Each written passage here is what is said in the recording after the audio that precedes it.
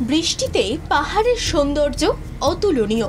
পাহাড়ের এই সৌন্দর্যের সবটুকু নির্যাস উপভোগ করতে চাইলে পৌঁছে যেতে হবে মেঘেদের ঠিকানায়।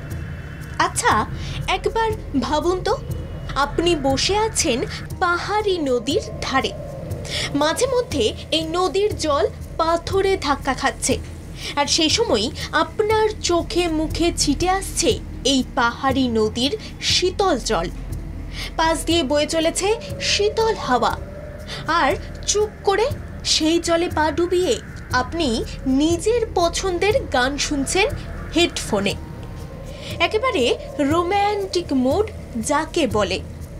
এমন দৃশ্য কেবল সিনেমার পর্দায় ধরা দেয় এমনটা নয়, ধরা দেয় বাস্তব জীবনেও।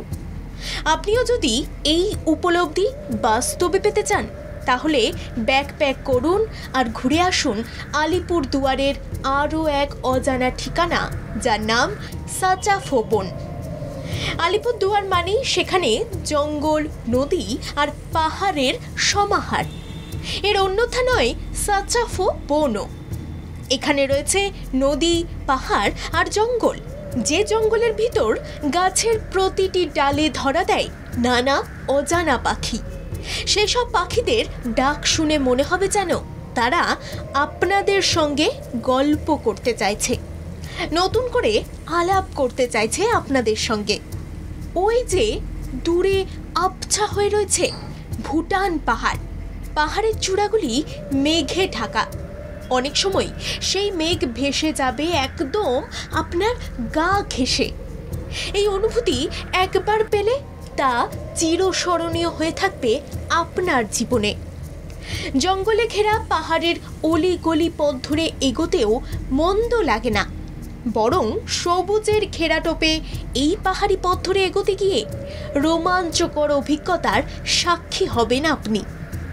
অ্যাডভেঞ্চার প্রেমীদের জন্য রয়েছে ট্রেক করার ব্যবস্থাও। উত্তরবঙ্গের যেখানেই যাবেন পেয়ে যাবেন সুস্বাদু মোমো।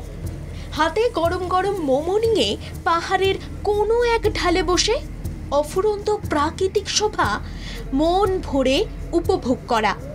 চাইলে এই নদীর ধারে তাঁবু খাটিয়েও থেকে যেতে পারেন রাতটুকু। রাত্রে আশপাশ থেকে চিকেন এনে নিজেই কাঠের চুল্লিতে বানিয়ে ফেলুন বারবিকিউ কাবাব। কি জিভে জল আসছে তো? এই অসাধারণ অভিজ্ঞতা সঞ্চয় করতে চাইলে সামনে ছুটি পেলে হাওয়া বদল করার জন্য বেছে নিন উত্তরবঙ্গের কোলে লুকিয়ে থাকা আরও এক অজানা ও প্রকৃতির মায়াবী পরিবেশে ভরা সাচাফো বন। কিভাবে যাবেন? ট্রেনে করে পৌঁছে যেতে হবে আলিপুরদুয়ার। সেখান থেকে গাড়ি ভাড়া করে বাকি পথটুকু পৌঁছে যেতে হবে।